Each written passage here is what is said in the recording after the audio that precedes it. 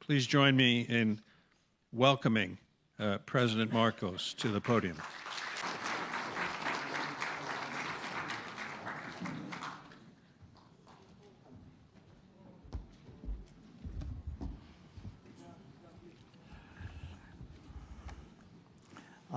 Thank you very much, Secretary Ricky Manalo and the members of the Cabinet, Mr. Kevin Rudd, President of the Asia Society, part of our delegation, the House Speaker Martin Romualdez, our Ambassador to the United States, Ambassador Babes Romualdez, all the distinguished guests who have come to join us this afternoon.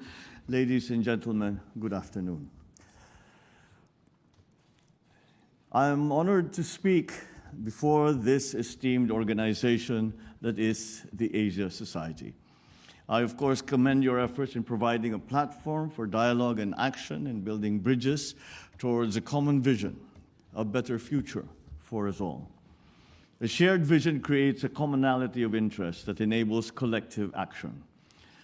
During the Philippine presidential election last May, I was given by our people a majority mandate to lead a country of close to 110 million people. This represents a shared vision of strength through unity.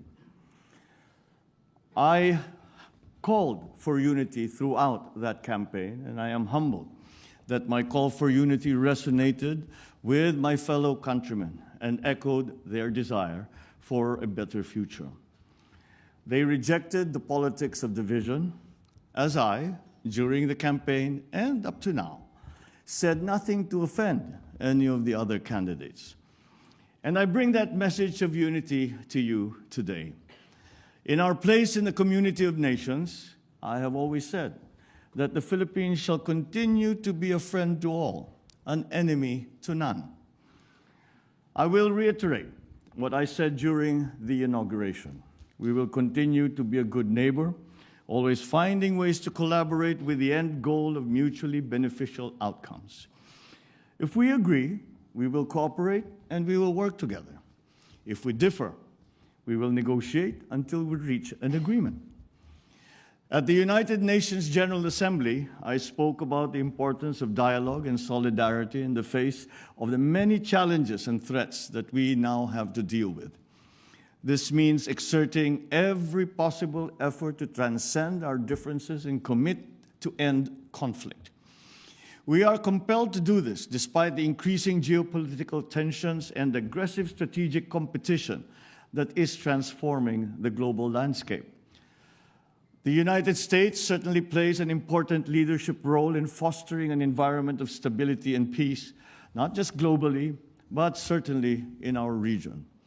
We appreciate the recognition by the United States of the strategic importance of the Indo-Pacific area and its long-standing alliance with the Philippines in this regard. The special relationship between our two countries is indisputable, founded on a long history of diplomatic relations and historical and cultural linkages that existed before that formal linkage, that formal partnership between the United States and the Philippines. The United States, after all, is our only treaty ally. We believe that our alliance is an important basis for substantial and sustainable Philippine-U.S. cooperation in support of the Philippines' security and socio-economic development agenda.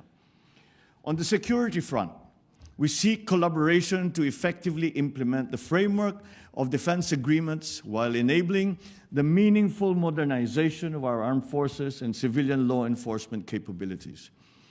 As I clearly stated in my State of the Nation address, I will not preside over any process that will abandon even a square inch of territory of the Republic of the Philippines to any foreign power.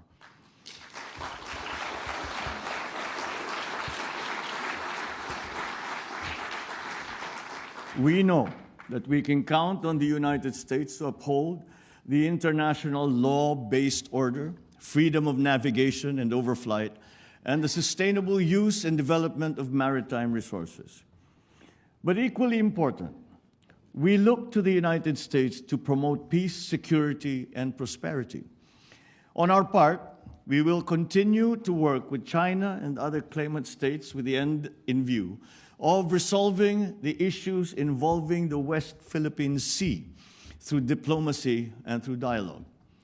The Philippines' candidature for a non-permanent seat in the UN Security Council for the term of 2027 to 2028 is premised on my country's long years of experience in building peace and forging new paths of cooperation.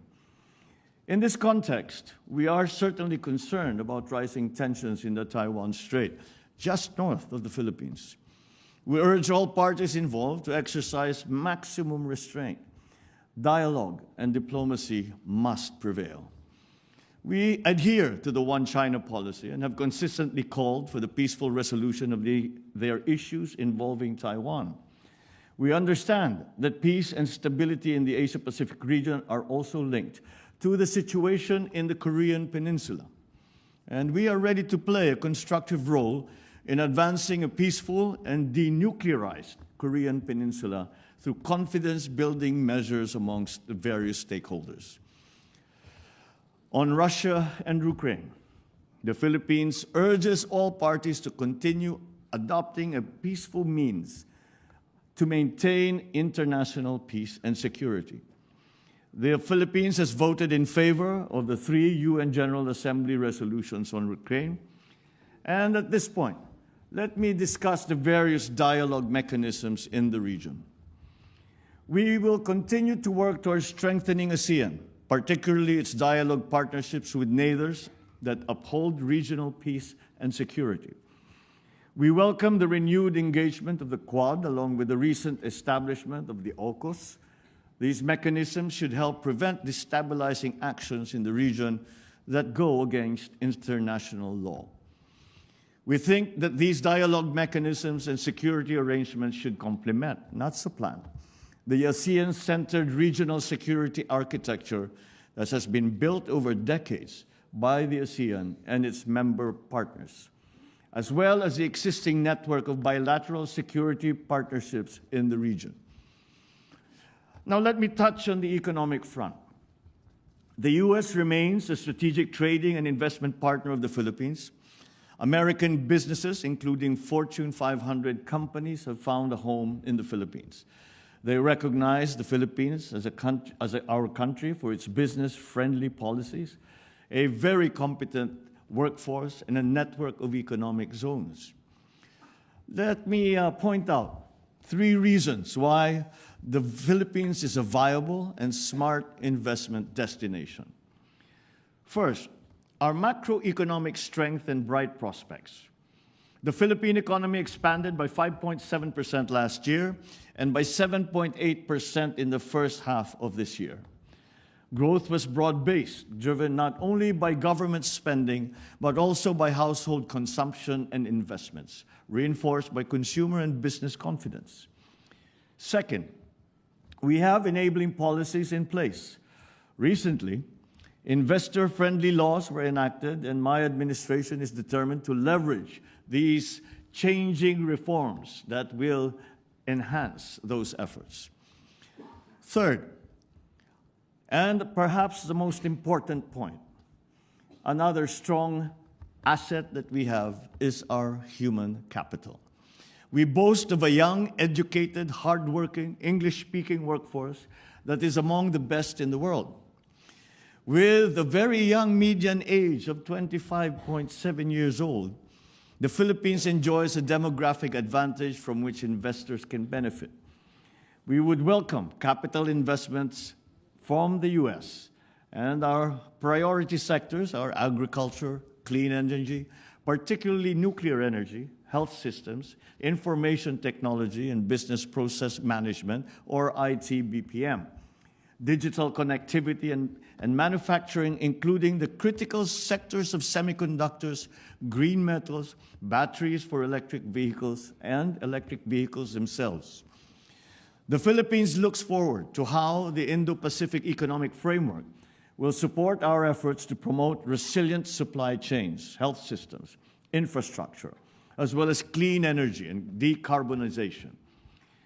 These pillars are consistent with the shared priorities as outlined in a joint vision statement for a 21st century United States-Philippines partnership that was adopted last November. We hope for the reauthorization of the Generalized System of Preferences, or GSP program, which will greatly benefit both our countries. The GSP has long been a win-win program for the United States and its development partners, including, of course, the Philippines. These are interesting times, and there are many things to accomplish. The far-reaching ill effects of the pandemic compel us to reinvigorate our economies in a spirit of sustained cooperation and collaboration. We must use public and private resources effectively to encourage the expansion of trade, investment, technology transfers, all to accelerate our development. Despite the challenges of the pandemic and the global economic crisis, the Philippines remains on track to graduate to upper middle-income country status by next year. With steady investments in infrastructure, agriculture, food security, public health, education, and other social services, we seek to become a high-income country with zero extreme poverty by the year 2040. The same spirit of solidarity and cooperation that animates our relations with foreign partners will also advance our efforts to address climate change. We must enhance our collective capacity to urgently and decisively respond to this existential threat that not only the Philippines, but the entire world is facing. Certainly, the world continues to be faced by enormous challenges. But I am confident in the future because I have 110 million reasons for being so. Such is my faith in the Filipino people and the relationship we hold with the United States and our other allies and partners and friends. With the continuing support of our only treaty ally, we know we can make a better future happen. Thank you and good afternoon.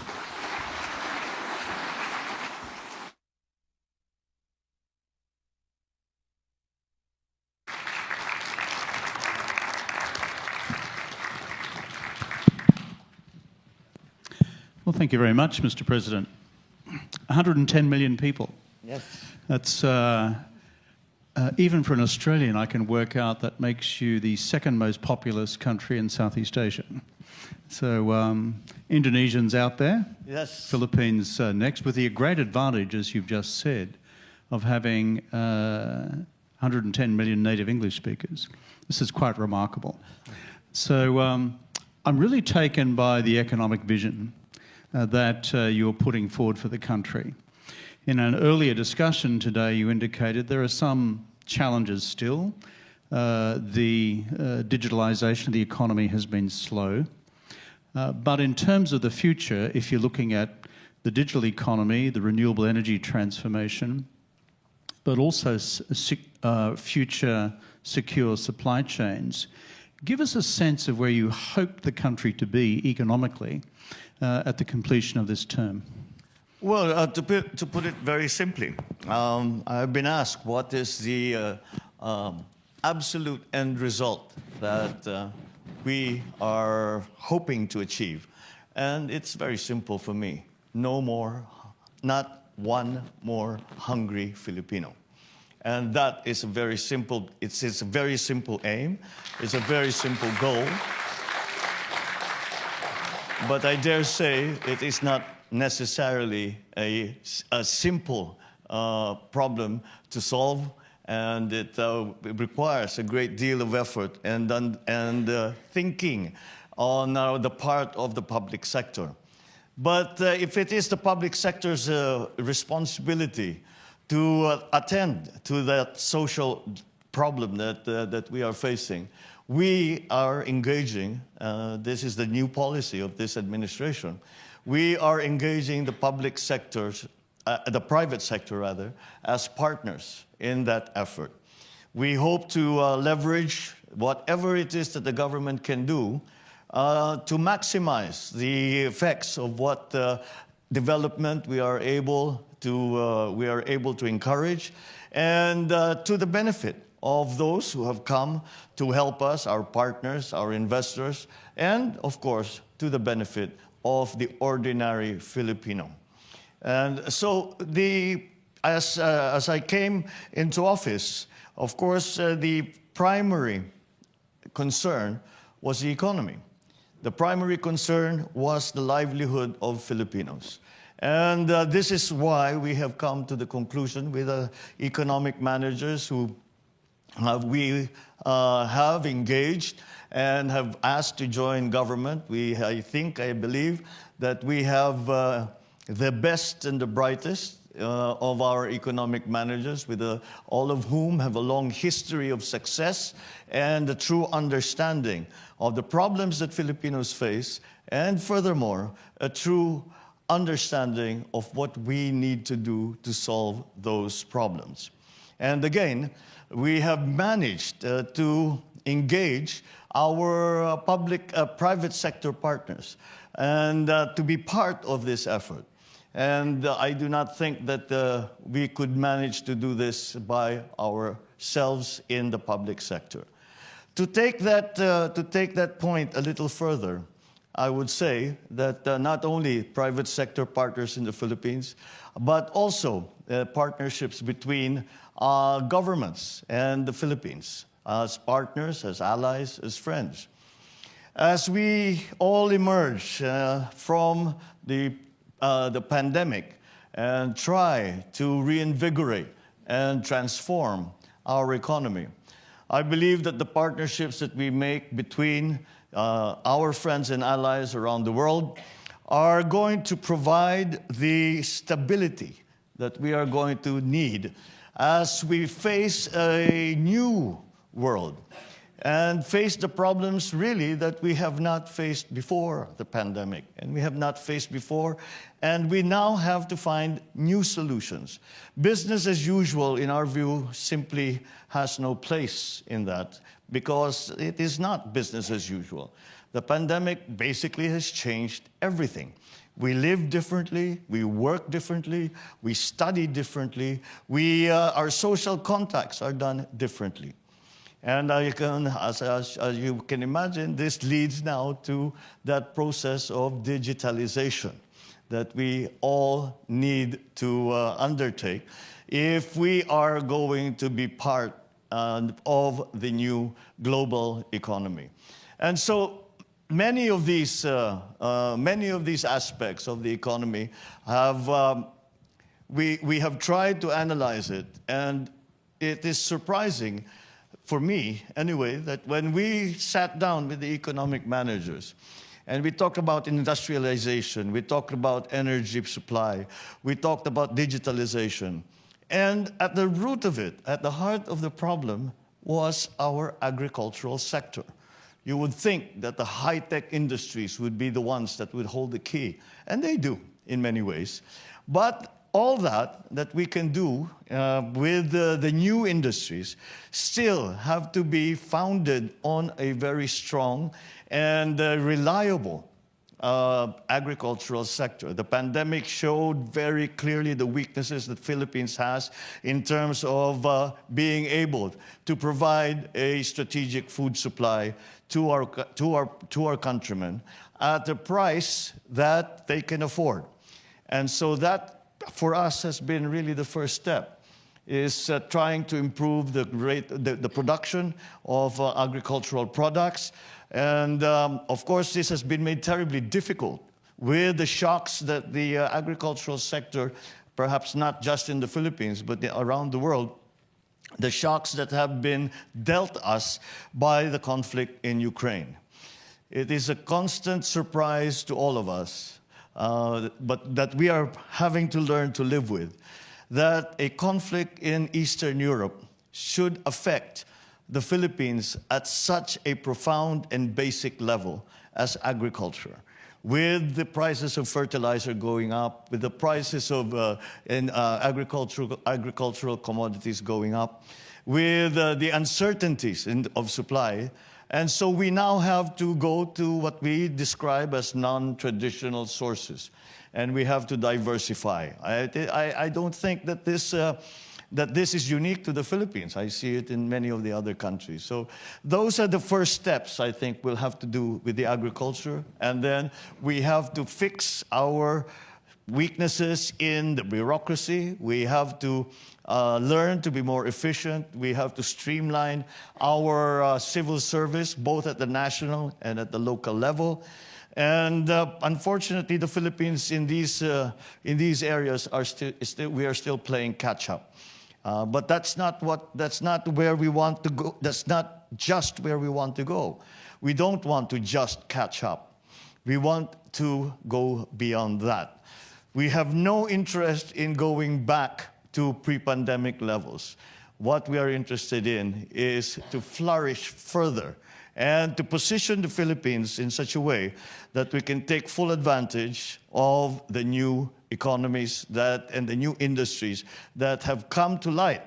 Unfortunately, many of the traditional sectors that we had depended on during pre-pandemic days will cease to exist, have ceased to exist. And we have to identify as quickly as possible and to have a good view and forecast for the future to position the Philippines in such a way that we are able to be part of the transformation of the global economy. Thank you for that. Mr. President, you mentioned a couple of times that you're a treaty ally of the United States. So are we Australians. There are 5 of us in Asia. Sometimes the Americans can be tricky to deal with. I don't think you'll get any contradiction from the Philippines on that. But they're good people, and they've been reliable security partners. So tell me, in a nutshell, how's it going with Uncle Sam? Because it wasn't going so well under President Duterte. Well, in a sense, despite the fact that my predecessor, President Duterte, had a very different treatment of the relationship between the U.S. and the Philippines. The basic premise of the strong relationship that has been developed between the U.S. and the Philippines over more than 100 years, beyond the time that we had a formal diplomatic relationship, is recognized as being as strong as it has ever been, and that it is necessary, especially with the events of the past few weeks and months, maybe, where what has happened is that many times I had felt that in the past years there was a feeling that we had come to a kind of modus vivendi in our region. And we have found a way to live with each other in peace and found a way to calm the waters whenever things go awry a little bit. But again, the events in the last few months really have pointed out that those problems had not really gone away. They were just bubbling under the surface, and they now have come above the surface, and we have to face those challenges, and we have to deal with them. So the United States, the partnership between the United States and the Philippines is going to be certainly a very, very important part of being able to manage those problems that we have been facing. I think it's no surprise to anyone that the Philippines has some of these conflicts with the People's Republic of China. And the position that the Philippines takes is that we have no territorial conflict with China. What we have are China claiming territory that belongs to the Philippines.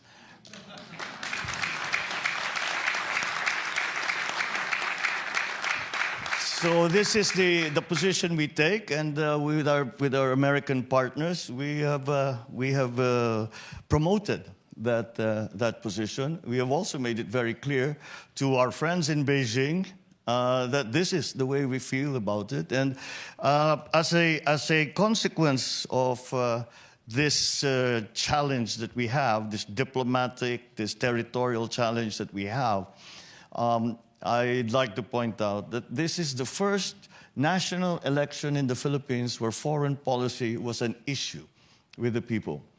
Generally speaking, in our experience, the foreign policy, the ordinary citizen, the ordinary voter, would say, well, foreign policy is not really our concern.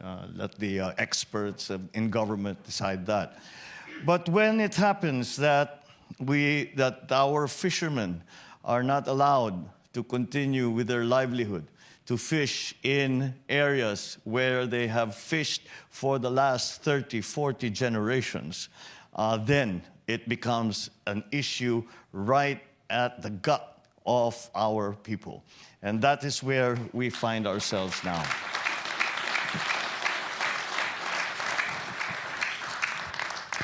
I listened carefully to what you said in your remarks about the West Philippine Sea. And your recent stated position of the government in terms of the Permanent Court of Arbitration decision in 2016. So, given China's posture, which is in recent times usually not through grey-coloured vessels, that's warships, but through ships of other colours, sometimes Coast Guard vessels, and sometimes fishing fleets, and sometimes fishing fleets comprised of hundreds of vessels very close together.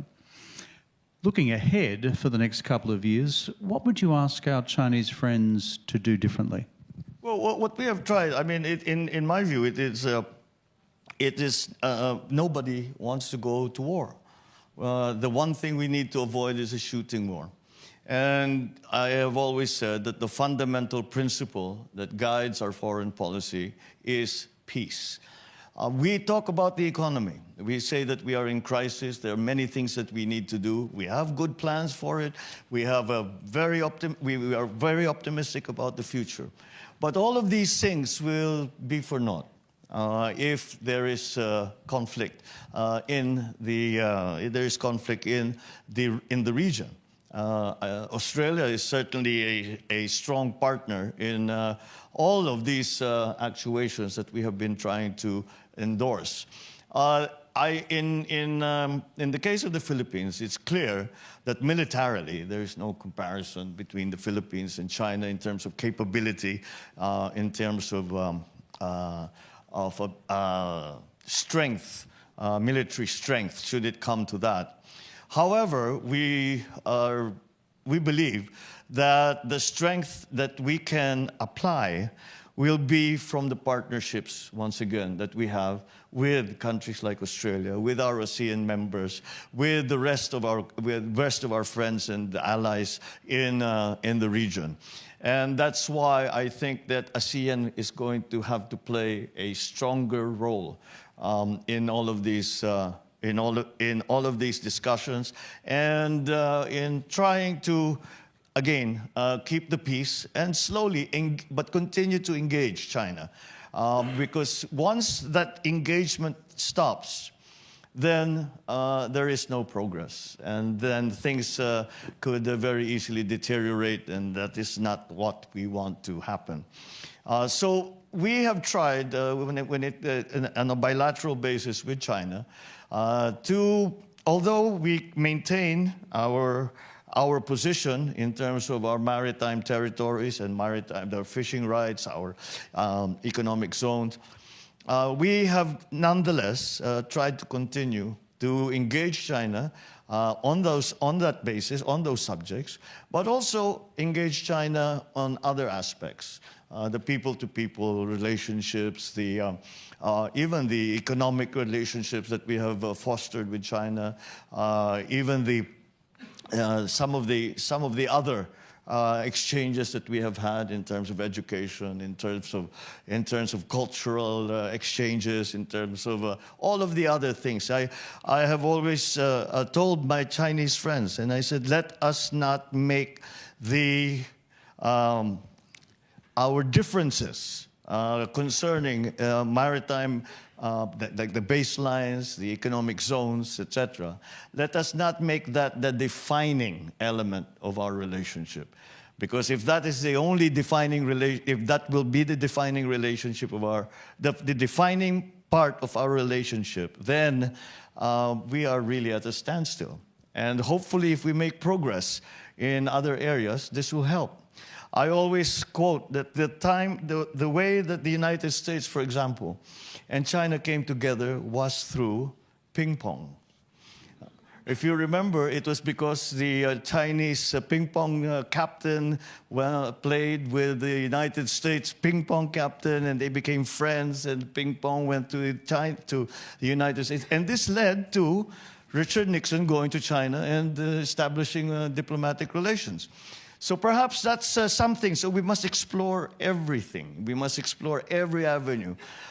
We do it G to G, government to government. Basketball? Could we do the basketball? Basketball could be could be another. But in any single way, we never know. You never know where the progress will come. So you have to try everything. You cannot discount anything and limit yourself to just the ways of negotiating, the traditional ways of dealing with this kind of problem.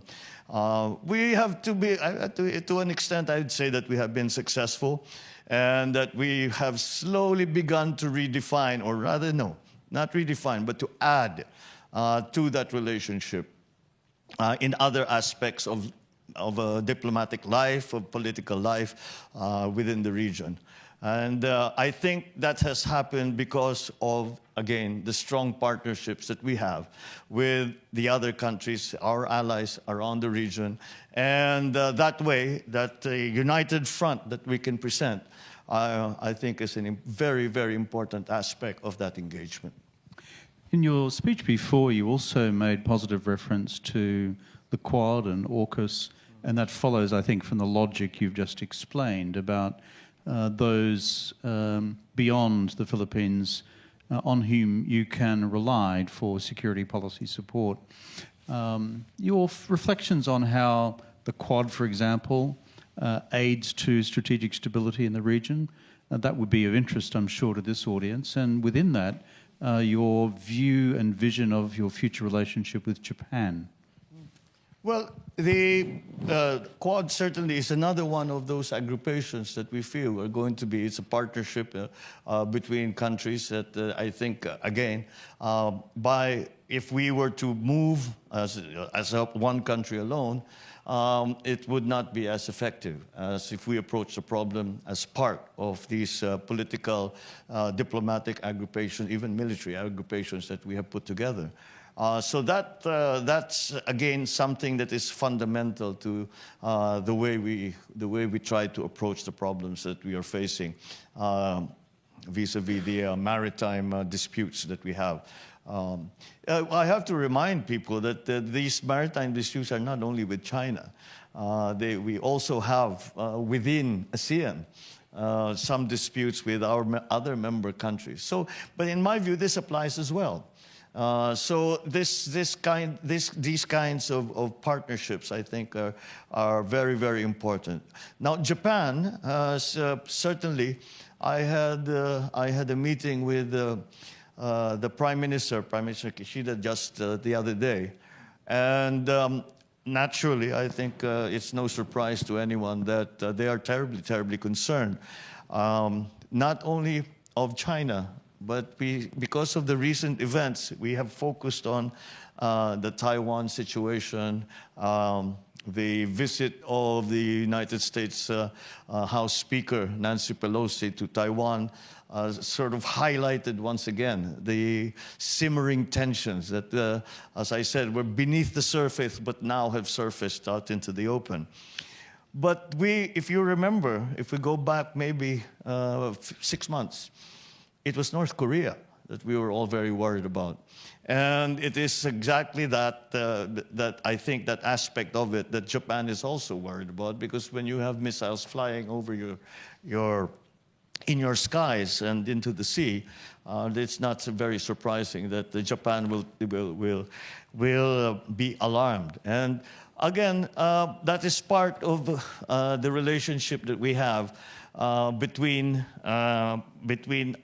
ally countries. Japan is an ally. Japan is a friend and a partner in many, many ways again.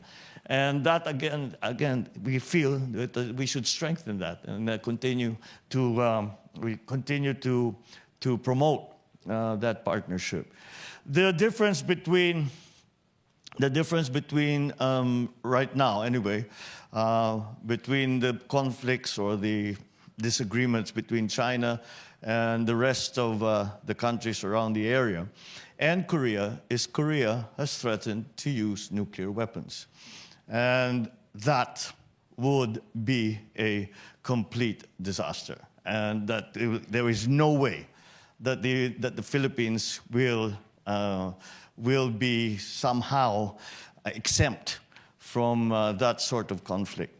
And it's very interesting to watch what's happening in Russia and Ukraine. And it's very worrisome because if there is a possibility that nuclear weapons suddenly become, even tactical nuclear weapons, not strategic nuclear, but tactical nuclear weapons become part of that equation, then we will see the normalization of nuclear weapons nuclear weapons will become conventional weapons.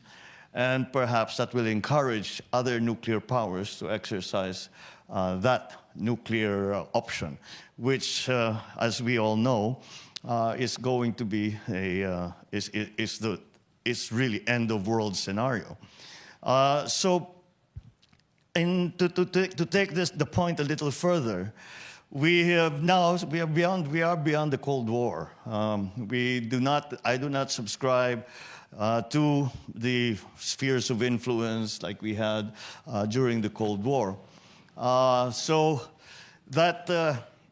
we see that nuclear weapons should not be. We should abandon the idea of nuclear weapons as deterrence, and really work towards bringing down the stockpiles of nuclear weapons in the world, and with, of course, the ideal result of them being taken away and us not having, no one having any nuclear weapons. Now that's easier said than done. That's easier said than done because each country that has nuclear weapons have a different view on the subject and feel that they must have it because they have enemies that they feel that need to be deterred. So that is, I think, where we go, if we take it as far, that's as far as we can take the analysis of the conflict. It's something that it is something that we pray for, but the way towards that end certainly is not clear, as there are so many varied and different views on the subject vis-a-vis the individual situations of those countries that do have nuclear stockpiles. So this is the thinking that we have developed. And this is the thinking that we have tried to espouse to our friends and neighbors. Your comments just now about the legitimization of the use of tactical nuclear weapons, I think, are extraordinarily important. The more of us in the international community who are serving political leaders like yourself who make that clear to our friends in Moscow, the better. If we cross that threshold, we're into a world of different pain. Domestic politics, 60% of the vote in your election. Pretty impressive. The best I ever did was 53. So you're obviously a better campaigner than me, my friend. So, but on domestic politics, and I always head in this direction with all of our guests. I had the Chinese foreign minister here yesterday. Under President Duterte, there were concerns raised about human rights in the Philippines, and particularly in his drugs campaign. Some questions today about legal actions against your Nobel laureate and Maria Ressa, and then even the State Department report, annual report, refers to several hundred continued political prisoners.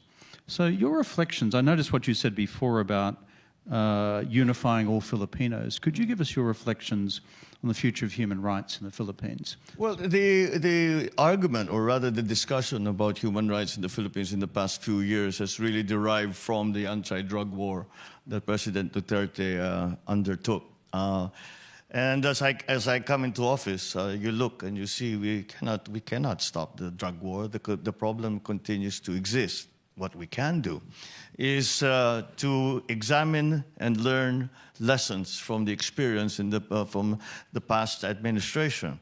And to go into a little more detail, I think we have found, it is certainly my view, that enforcement, which has been the part of the drug war that has been most vigorously pursued by President Duterte, only gets you so far. And my approach is slightly different. And we look at the drug problem in the Philippines, and it is a significant one. There are approximately, I suppose, according to official statistics, close to 4.5 million actual addicts in the Philippines. And that the corrosive effect of on society, on criminality, on the drug syndicates, etc. Even the politicization of the whole drug syndicates and their networks is something that we still have to deal with. And so perhaps we should look at it. We should look, instead of just enforcement, which will continue, but in a more focused way. I tell when I first came to my first command conference with our policemen, and I said, we will adjust. Let us adjust our focus, and let us also look at prevention. Let us education to our young people, to say that, this is a dead end. This will get you absolutely nowhere. It will get you put in jail. It will get you killed. And even if it does not do that, this will take away your future. And second part of that is cure. To be more sensitive and more sympathetic to those who actually have gotten caught up in this lifestyle. And so that is something that we are now promoting. We are trying to learn which are the best methods now to pull our victims, really is what they are, pull them out of that culture and to help them start again and to live a good life as good and constructive members and contributing members of society. Now, as to the enforcement, to put it very bluntly, I simply told them, look, I'm not interested in the kid who makes 100 pesos a week selling weed. That's not the person that I want you to go after.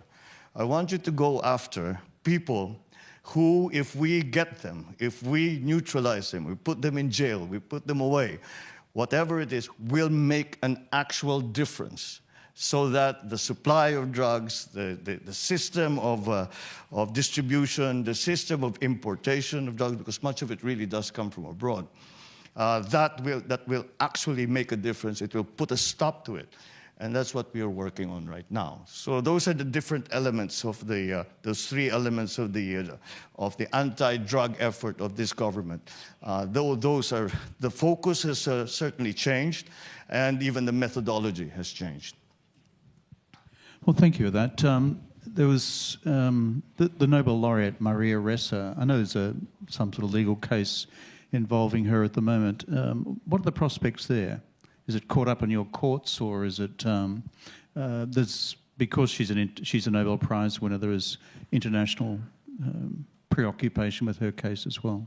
Well, really what happened with Maria Ressa and Rappler is that it was determined that it is a foreign enterprise, and that's not allowed in our rules, in our law. And her situation right now is that it has nothing to do with her political leanings. What has happened is that an individual has filed cyber libel cases against her, and that's what she's facing now. So that is the situation with Maria Ressa. Rappler actually continues to operate. You can look them up on the internet. They make their comments and make their posts, and they continue to operate in that way. However, she herself personally is facing, I believe it's 2 cyber libel cases, and we just we have a very clear delineation of powers in our political system, very much styled after the American system, where we have the executive, the judiciary, and the legislature, and they're co-equal. And so it is highly improper for the executive to interfere in either the legislature or the judiciary. So the end of UN week here in New York, you've had a bucket load of meetings. Have you had some fun? Well, being in New York is always fun. I haven't been... I haven't been in New York for a good long time, actually. Just for whatever reason, it's been. I think we were calculating it with my wife Lisa, who is here. We were calculating, it's what, 22 years since we came back to New York? Put your hands together for the First Lady of the Philippines.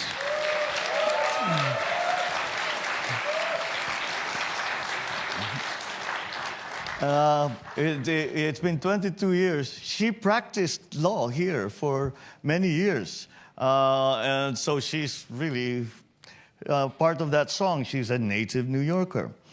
And we missed it. We missed it terribly. I spent a good deal of time as well in New York, perhaps not as a permanent resident or working here, but simply because I learned to enjoy and really have great affection for the city and its people.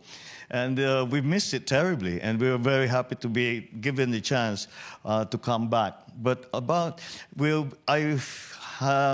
I would say that she has had a better opportunity to have some fun in New York.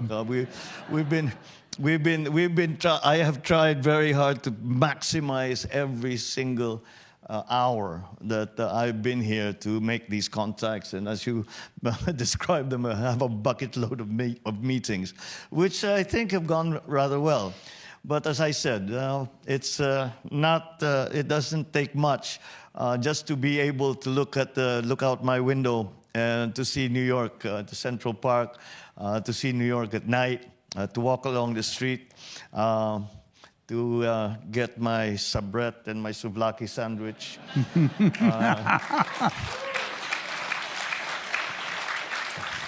Go to Katz, have a pastrami on rye.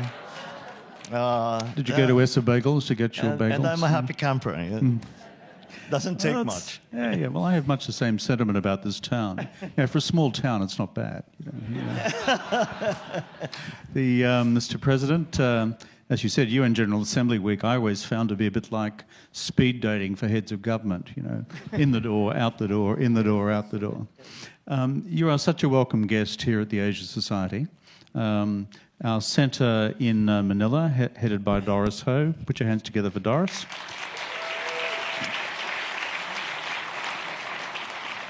We're a global family. We have 15 centres around the world, and including in Australia, but we have 5 centres here in America. You are always a welcome guest here because we wish your country, the Philippines, all the best for the future. Thank you, Mr. President. Thank you, Mr. Kevin Rudd, for those very kind words, and thank you all, members of the Asia Society, for this very warm welcome that you have given me. Thank you very much indeed.